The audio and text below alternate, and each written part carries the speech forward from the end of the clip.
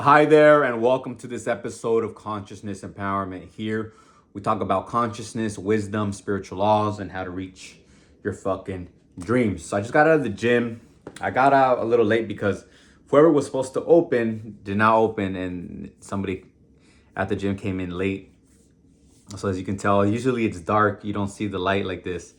But I digress. Today, I'm going to talk about feeling the wish fulfilled. This is why you can just feel the feeling of having something and you'll have it. You don't even really need to visualize it. Okay. Neville Goddard says to visualize it and feel the feeling of the wish fulfilled. I agree with that. But I also want to point out that you could just feel the feeling of the wish fulfilled and it'll come. Okay. It will come. So let's go over some passages in Neville Goddard's book, Seed Time. No, it's the 1948 lesson series with questions and answers. Okay. Again, 1948 lesson series with questions and answers. And here's the little passage. He talks about the importance of being faithful. And if you don't feel like you've accomplished your ambition, if you feel like you haven't accomplished it, you're never going to get it. Okay. This is why I love what Wes Watson says. He says, you just increase your vibration, your frequency through exercise. And when you put an intention out there and your vibration is so fucking high and you're giving to people, you're teaching people this information, right? Information that helps them get into a high vibration. It just comes, okay? It just comes to you. He calls that the law of compensation.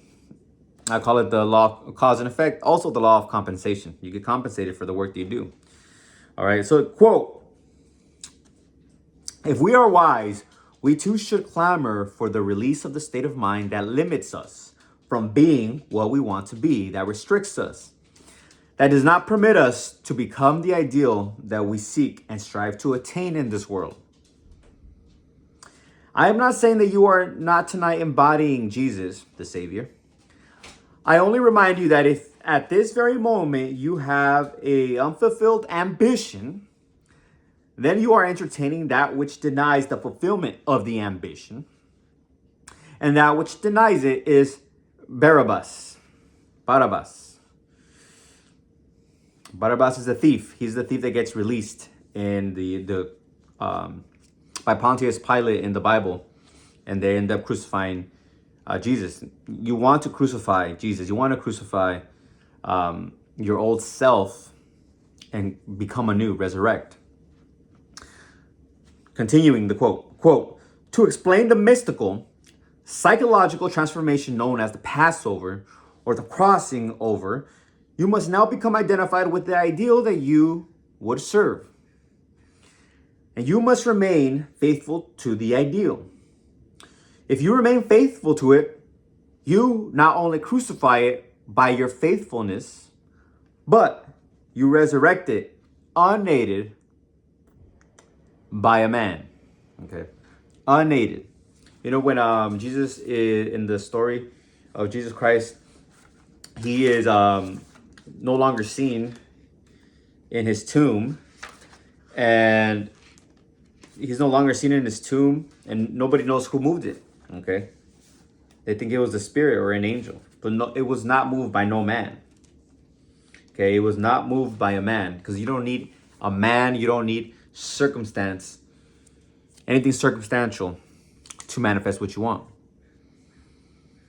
Okay. And what he is saying, Neville Goddard is telling us about the story, and there's a lot of stories. If you think about the Virgin Mary, she conceived by no man. Okay. Jesus Christ resurrected by no man. Okay. These are all stories of faith and conceiving, manifesting. Okay, you start understanding these ideas when you read the New Testament and start seeing the messages. Ask, believe, receive, have faith, and you'll move mountains. You'll have what you want, what you desire. Call in my name. The Father and I are one.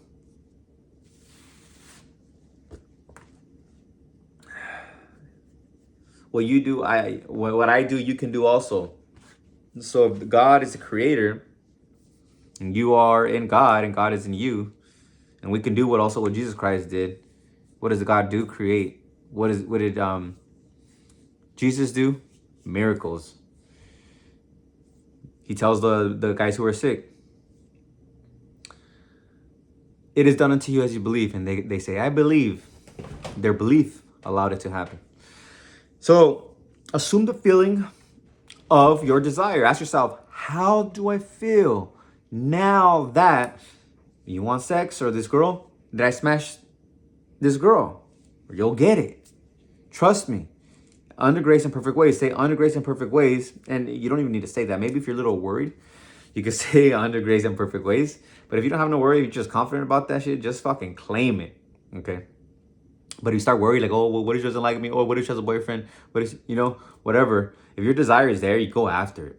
Okay? Her boyfriend or husband could be abusing her. She could be unhappy. So assume it. How do I feel now that I'm with this person or already had sex with this person? Money. How do I feel now that I have this amount of money? How do I feel now that I received a fat check? Sometimes when you make it ambiguous like that, it happens in the best way possible because you're not really limiting it. You're not limiting it, So it's good to do that. For health, ask yourself, how do I feel now that I'm healthy? Yeah, for me, it's energized. I just said that and I just go, oh. That's life force. That life force is energy. That's also sexual energy. You need fucking energy to fuck, to have sex.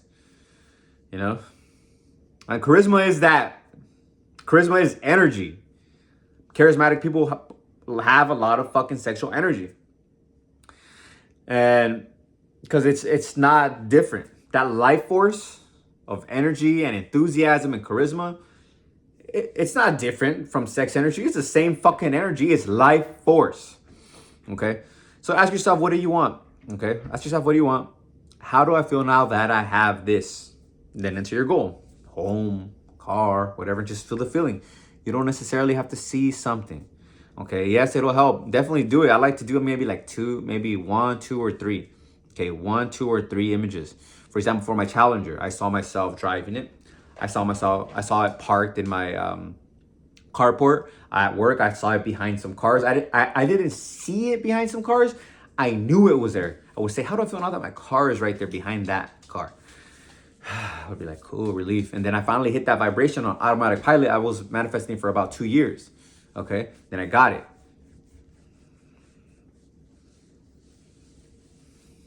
All right. So this one's about the feeling and not being diverged from circumstance. Okay, don't focus on circumstance. Don't allow the feeling of circumstance to get to you, because if you are, then you are allowing Barabbas, okay, the thief, to stay within your consciousness. Okay, this story about Barabbas and Jesus Christ is a story of consciousness. Okay, they let go of Barabbas, the thief, who's if you're focused on the circumstance, then you are stealing from yourself, from allowing yourself to grow and develop into the highest version of yourself. Okay, because every desire you have is leading you to the highest version of yourself. Who do you want to be? See yourself. How do you dress? How do you look? And then write it down. I wear this type of clothes. I have these type of tats. And then, you're visualizing it already. And then you write it down, then just go after it, okay? And that's how you allow yourself to crucify your old self-image and resurrect the new one, okay? Using all mind, all mental, all imagination, okay? Release Barabbas. Release focusing on circumstance, which is robbing you of your highest self, okay? And focus on Christ, the Savior, your imagination, and feel the feeling of the wish fucking fulfilled. How do you feel now that you have it? And stay in that feeling and watch circumstance change. I love you. Until next time, peace.